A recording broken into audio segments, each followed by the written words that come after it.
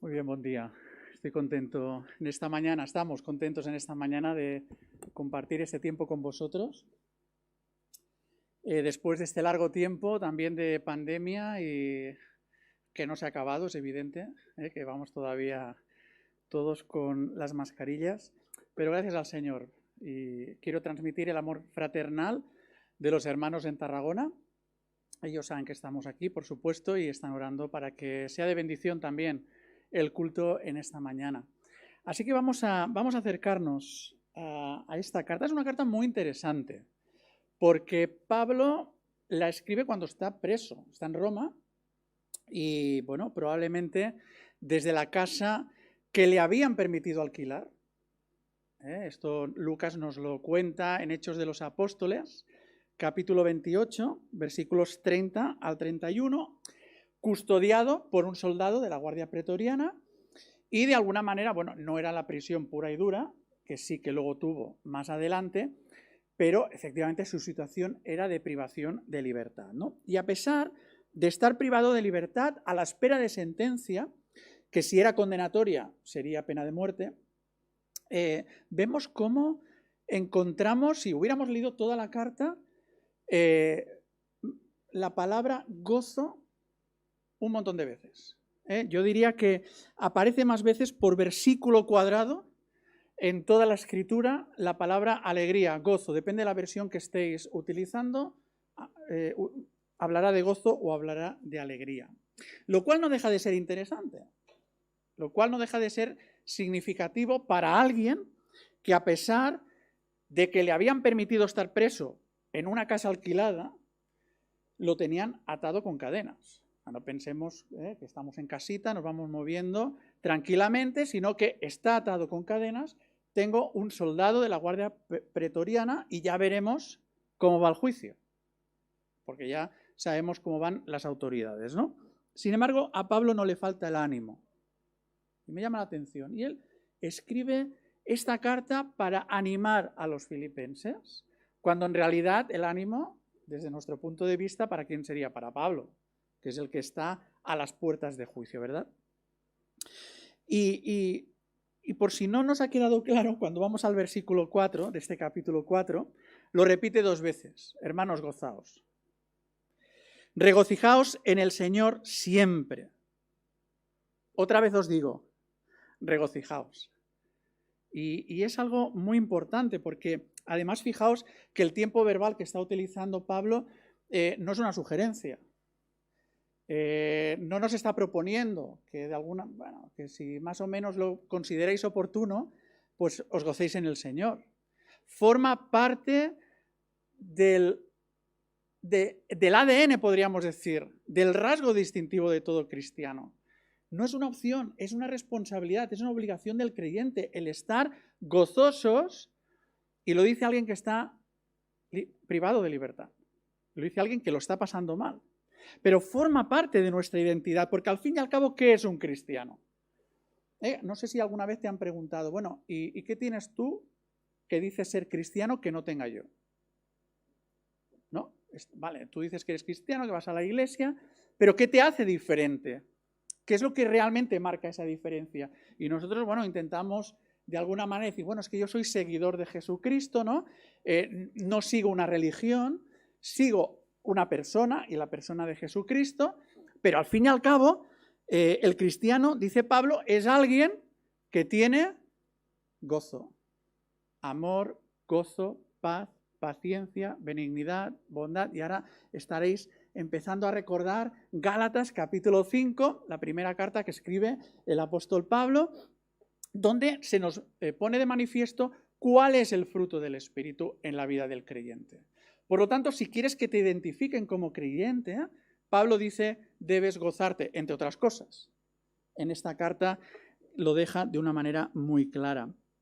De tal manera que puedes estar atado con cadenas en una prisión y experimentar el gozo.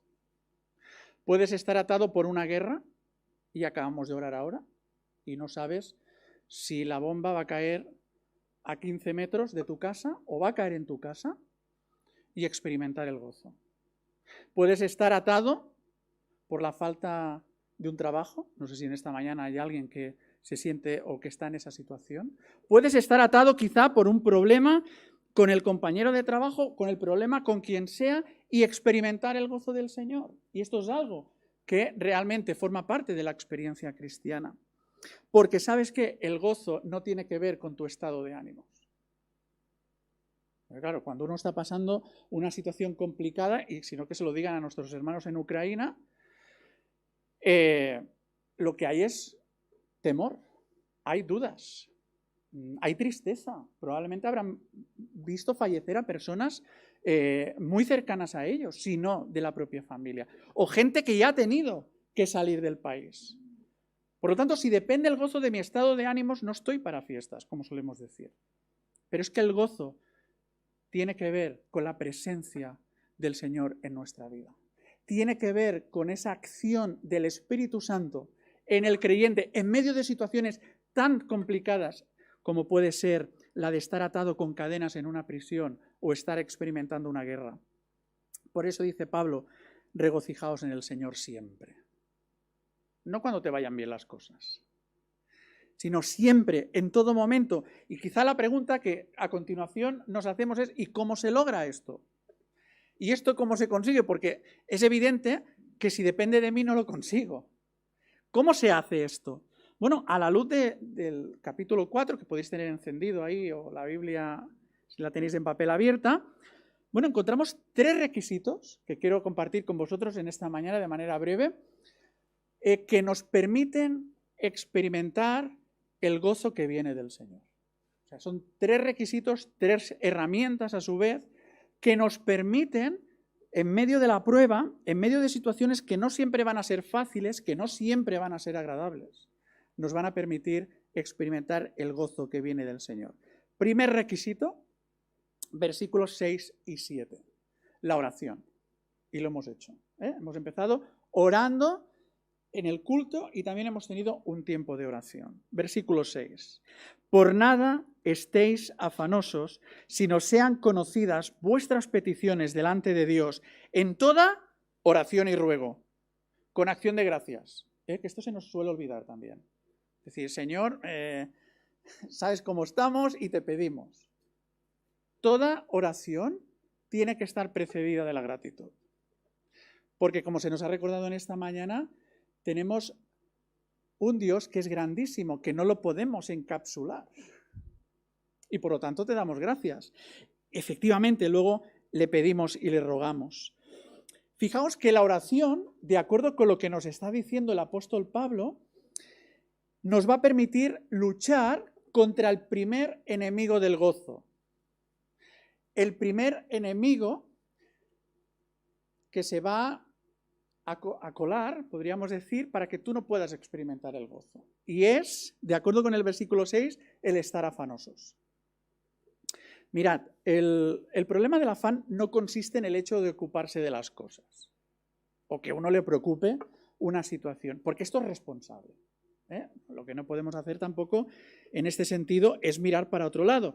Cuando el Señor aborda esta cuestión, el Señor Jesús mismo, recordaréis en el Sermón del Monte, en Mateo, capítulo 6, y nos explica a partir del versículo 25, bueno, nos pone de ejemplo a los lirios del campo, las aves del cielo, ejemplo del sustento de Dios.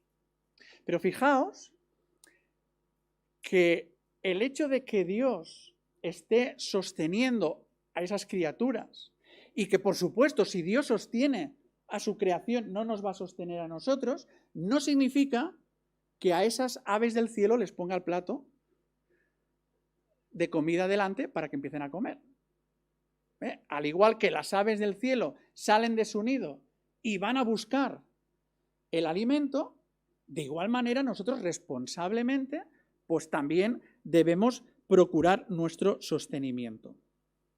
Es decir, el no afanarse no significa, bueno, pues ya a despreocuparse porque como Dios provee, pues no tenemos que hacer absolutamente nada. De hecho, algo parecido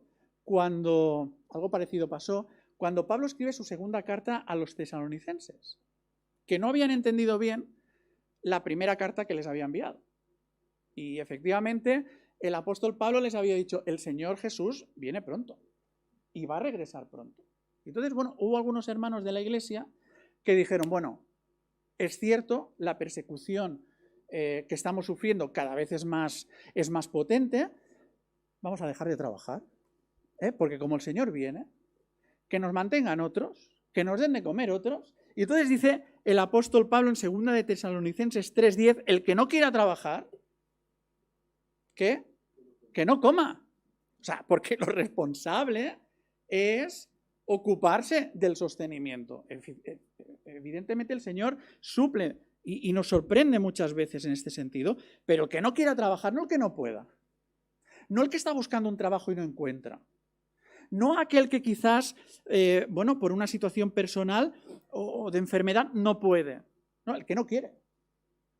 Este que no coma. Por tanto, el problema del afán no es el ocuparse de las cosas de forma responsable. El problema del afán es esa preocupación, podríamos definir como desmesurada, esa preocupación excesiva por el futuro que me pueda llevar a desconfiar de Dios.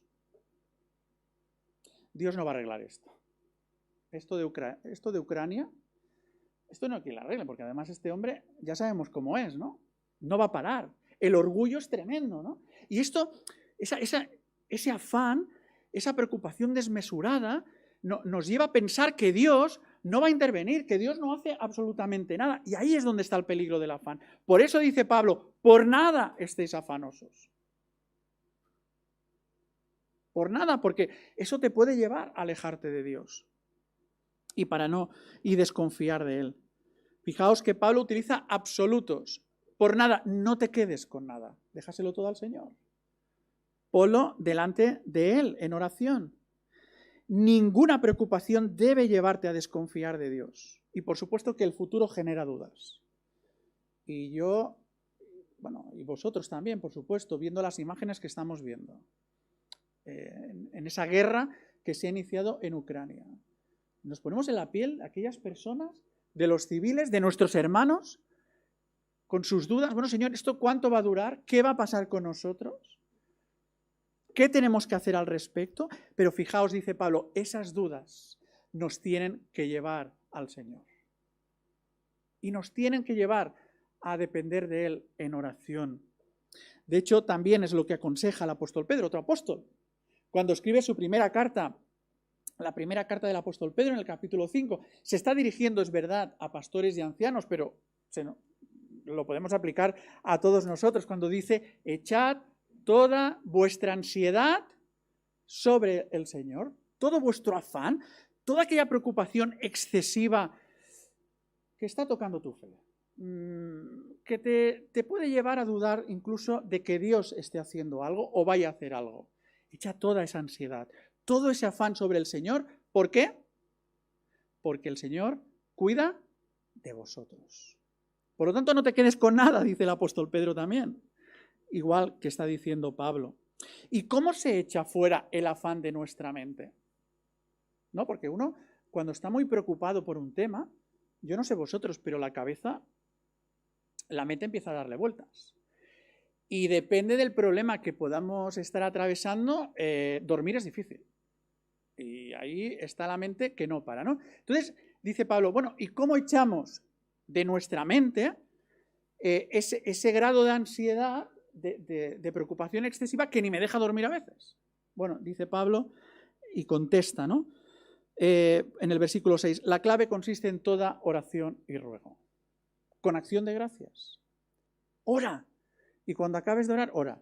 Y si luego sigues dándole, pues sigue orando al Señor, ¿verdad? Porque la oración nos permite liberarnos de ese peso innecesario. No liberarnos de la preocupación o del sufrimiento, sino del peso que la preocupación o el sufrimiento nos está trayendo. Mirad, la oración actúa respecto al afán como actúa el agua con el fuego. O sea, cuanto más ores, más se va apagando esa preocupación excesiva que te está cargando. ¿Y cómo se traduce esta liberación de manera práctica de ese afán que nos está realmente a veces torturando muchas veces, ¿no? Versículo 7. Y la paz de Dios, que sobrepasa todo entendimiento, guardará vuestros corazones y vuestros pensamientos en Cristo Jesús. La palabra hebrea que se utiliza aquí, el Nuevo Testamento se escribió en griego, y si vas al griego verás que es eirene, la palabra paz. Pero la palabra hebrea es shalom. Y shalom comparte la misma raíz con la palabra shalem. Y shalem significa salud. Por lo tanto, lo que está diciendo, fijaos, Dios va a daros una paz que va más allá del concepto de paz que tenemos nosotros. Nosotros acabamos de orar hace poco para que el Señor traiga paz en esa guerra. Pero automáticamente lo que estamos pensando es que cese la guerra, que haya ausencia de conflicto, ausencia de guerra. Pero sabéis, la paz de Dios va más allá. Va más allá porque es activa. No solo es pasiva, que tinguem la festa en pau, que cada uno esté en su casa, como solemos decir, y Dios es la de todos. No, la paz de Dios es activa porque ofrece salud. Es una paz que va más allá de lo que el hombre puede llegar incluso a imaginarse, porque nos libera del peso de esos pensamientos, de esos sentimientos que pueden incluso manifestarse en nuestra salud física. O no se somatiza el estrés, o no se somatiza cuando uno está pasando una prueba muy dura en su vida. Por supuesto que se somatiza. Y entonces dice, bueno, es que esa paz que viene del Señor va a ofrecerte salud. Te va a descargar de tal manera, hombre, te irán saliendo canas, a mí me van saliendo canas, esto no lo puedo evitar, pero de alguna manera, pues, bueno, el Señor va sosteniéndote en tu salud emocional también y sobre todo en la salud espiritual. Y esto nos lleva al segundo requisito para que tú y yo podamos experimentar el gozo que viene del Señor, que no depende de nosotros, no depende de nuestro estado de ánimos, sino que es la acción del Espíritu Santo en nosotros. Versículos 8 y 9. El pensamiento cristiano. ¿Queréis gozo? Primero, oración. Segundo, pensamiento cristiano. ¿Qué es un pensamiento cristiano? Pensar como pensaría Cristo, ¿no? Es decir, bueno, al fin y al cabo, para eso somos cristianos, porque seguimos al Señor y queremos pensar como Él pensaría. De tal manera que si la oración es la medicina que nos permite luchar contra el afán, el pensamiento cristiano nos permite luchar contra la amargura. Fijaos que Pablo nos acaba de decir que la paz de Dios guarda nuestros corazones y nuestros pensamientos. ¿Cómo los guarda? ¿Lo has leído en el versículo? En Cristo Jesús. Es decir, la manera de pensar de Cristo Jesús va a guardar mi corazón, va a guardar mi voluntad. ¿Y de qué la va a guardar? Bueno, de hacer cosas que a lo mejor no debería hacer, o de decir cosas que a lo mejor me tendría que callar. ¿Y cómo pensaba el Señor Jesús?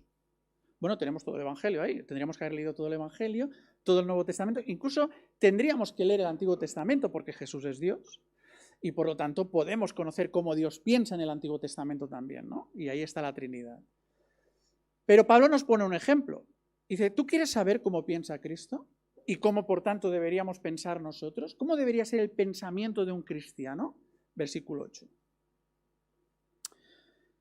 Aquí encontramos algunas virtudes que definen ese pensamiento y que acaba afectando a nuestra conducta. Porque yo lo que pienso, luego lo acabo llevando a cabo. Conforma mi manera de pensar. Es muy importante, ¿sabéis por qué? Porque el contexto, Pablo está diciendo esto en el versículo 8, por lo que acaba de decir en el versículo 2. Y en el versículo 2 se nos presenta dos mujeres, Asíntique, a Evodia, que habían sido, de acuerdo con Pablo, colaboradoras suyas en el ministerio, pero ha llegado un momento en el que están enfrentadas. No dice exactamente cuál es el problema, dice ruego a Evodia y a Asíntique que sean de un mismo sentir en el Señor. En el pasado han colaborado con Pablo, han sido mujeres extraordinarias, lo siguen siendo, pero tienen un problema entre ellas. Y bueno, y vemos cómo las tiene enfrentadas.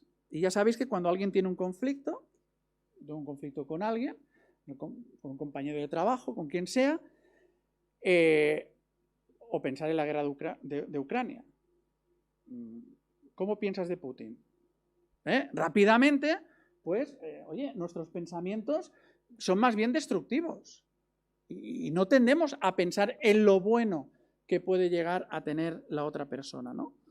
Y probablemente, bueno, Syntyche se centraría más, no sabemos cuál era el problema, pero se centraría más en lo falsa, o quizás en lo borde que era Evodia, y quizás Evodia en lo injusta o en lo antipática que sería Syntyche. No sabemos, porque la Biblia no lo dice. Pero nosotros sí sabemos cómo funcionamos, y por lo tanto podría ir por aquí. Y es que cuando uno se pasa el día pensando en lo malo, en lo destructivo, pues acaba amargado también, ¿no? Es decir, no puedes seguir avanzando, ¿no? Y además puedes amargar a los que tienes a tu alrededor, ¿no? De ahí que Pablo dice en el versículo 3 que tiene que recurrir a un compañero fiel para ver si puede mediar y puede ayudar a reconciliar esas diferencias, ¿no? Y seguramente cuando la carta fue leída en medio de la iglesia, en Filipos, Evodia estaría diciendo, esto va muy bien para Syntyche. Aquí Pablo la está clavando, ¿no? Y Syntyche estaría pensando, espero que Evodia tenga los oídos bien abiertos, ¿no? Y quizá tú en esta mañana digas, bueno, esto era los filipenses, pero sabéis, es una carta universal. Y por lo tanto, esto también va a por nosotros. Y dice el apóstol Pablo, presenta al Señor en oración a esa persona con quien tienes un problema, no te cae bien, y piensa, versículo 8, todo lo que es verdadero en esa persona, todo lo honesto en ella, todo lo que tiene de justa o de justo. Piensa en todo, en lo que esta persona tiene de pura, todo lo que tiene de amable. Ya sabemos que es borde, pero también tiene un lado amable. Todas aquellas cosas que esta persona tiene de buen nombre. Si esta persona tiene virtud alguna, aunque te cueste encontrarla, escarba hasta encontrarla. Si algo por lo que podemos alabarla, piensa en esto, porque pensar en lo contrario viene solo. Por lo tanto, piensa en esto, dice Pablo. ¿Y cuál es el resultado de pensar como Cristo pensaría? La reconciliación, al menos en lo que dependa de nosotros. Porque para esto vino Cristo. Vino a este mundo para morir en una cruz por nuestros pecados, para que tú y yo podamos reconciliarnos con Él. Ahora bien, sabemos que no todo el mundo acepta a Jesucristo como único y suficiente Salvador. Lamentablemente es así. Cristo desea la reconciliación de todos nosotros. Y quizás alguien en esta mañana todavía no ha aceptado esa reconciliación. Bueno, efectivamente, tenemos, la fe consiste en tomar una decisión. Y por lo tanto, cuando yo empiezo a pensar como un verdadero cristiano, entonces empiezan a cambiar mis sentimientos, se quita el veneno y la amargura que pueda tener sobre esa persona y puedo empezar a ver a mi hermano en el Señor con otros ojos, a pesar que ya sabemos cómo es Evodia y a pesar de que ya sabemos cómo es Syntyche, ¿no? Por lo tanto, versículo 9. Lo que aprendisteis y recibisteis y oísteis y visteis en mí, esto haced. Y a mí Pablo es genial, ¿no? Porque probablemente estaría pensando, hombre, nos estás pidiendo que pensemos como Cristo, pero es que Cristo era perfecto. Nosotros no podemos pensar como Cristo porque nosotros no somos perfectos. Y entonces dice Pablo, lo que aprendisteis, recibisteis, oísteis y visteis en mí, que no soy perfecto. Por si alguien ya se está excusando de que llegar a ser como Cristo, esto va a ser misión imposible. Haced como yo. Miradme a mí, ejemplo también os estoy dando. Y el Dios de toda paz estará con vosotros. O como leemos en Isaías, el profeta Isaías, en el capítulo 26, versículo 3, tú guardarás en completa paz aquel cuyo pensamiento en ti persevera, porque en ti ha confiado. ¿Quieres tener y retener el gozo del Señor siempre? Tenemos que poner a funcionar el versículo 8. Es complicado, ¿eh? Pero como no depende de nosotros exclusivamente, sino que es el Espíritu Santo el que tiene que seguir transformando nuestra mente, nuestro corazón, tenemos que seguir dependiendo de Él para edificar al otro, para edificarnos mutuamente en la iglesia con pensamientos constructivos. ¿Sabéis por qué? Porque no podemos olvidar que está en juego nuestro testimonio.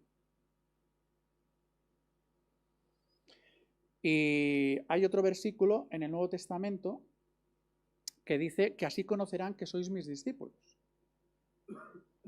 ¿Cómo? Si os tenéis amor los unos por los otros. Así que, hermanos, adelante. Tercer y último requisito, con esto acabo, para estar siempre gozosos es el contentamiento. Versículos del 10 al 20, lo vemos concretamente este requisito en el versículo 11. Uno de los motivos, ya hemos visto alguno, ¿no? Pero otro de los motivos por los cuales el apóstol está enviando esta carta es para agradecer a los hermanos en Filipo que habían levantado una ofrenda de amor para Pablo.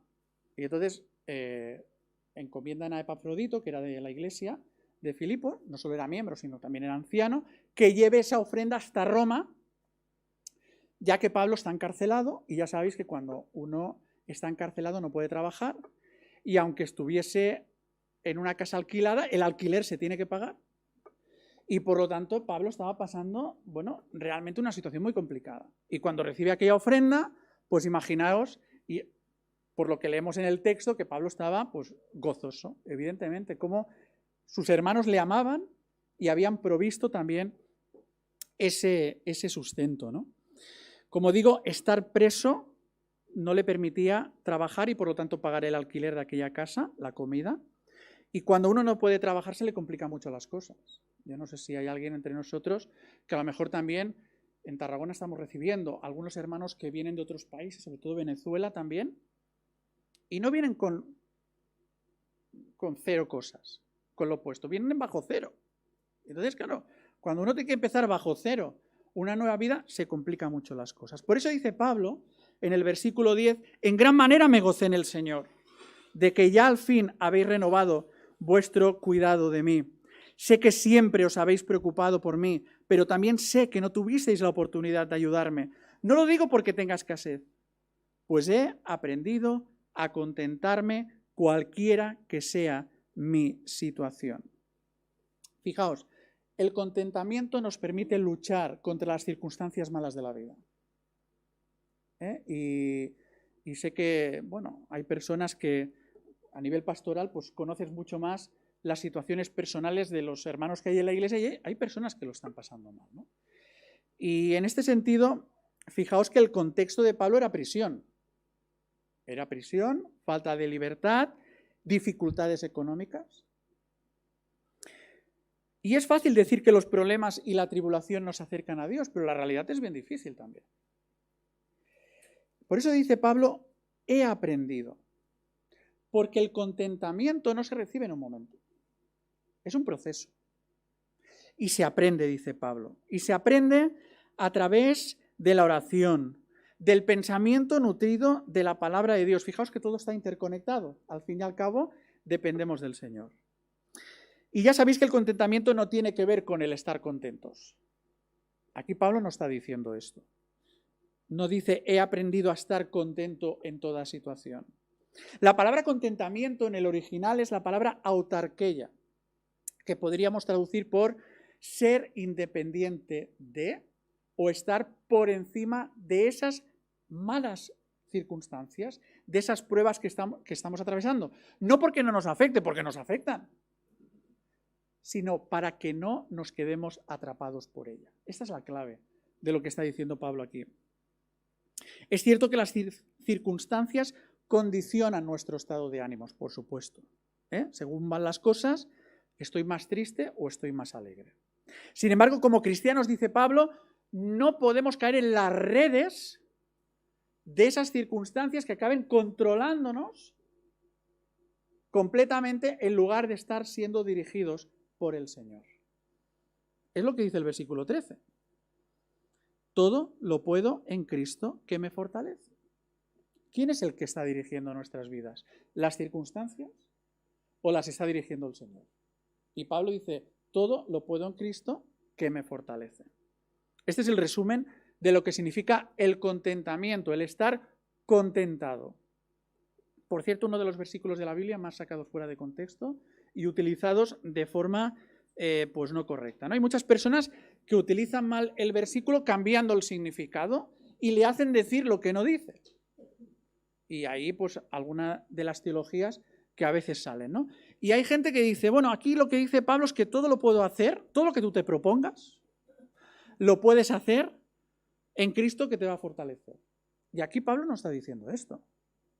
Porque el contexto, ¿cuál es? El contexto es la falta de recursos económicos. El contexto es la falta de trabajo. El contexto es la falta de libertad. El contexto es que me van a juzgar y no sé cómo va a ir.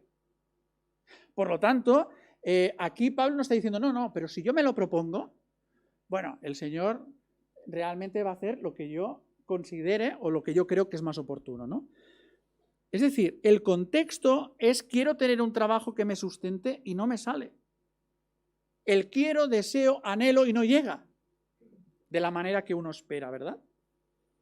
Por tanto, el énfasis de Pablo, la hermenéutica de este versículo, es que en Cristo soy más fuerte para afrontar el contexto, para afrontar esa situación en la cual muchas veces nos vemos involucrados.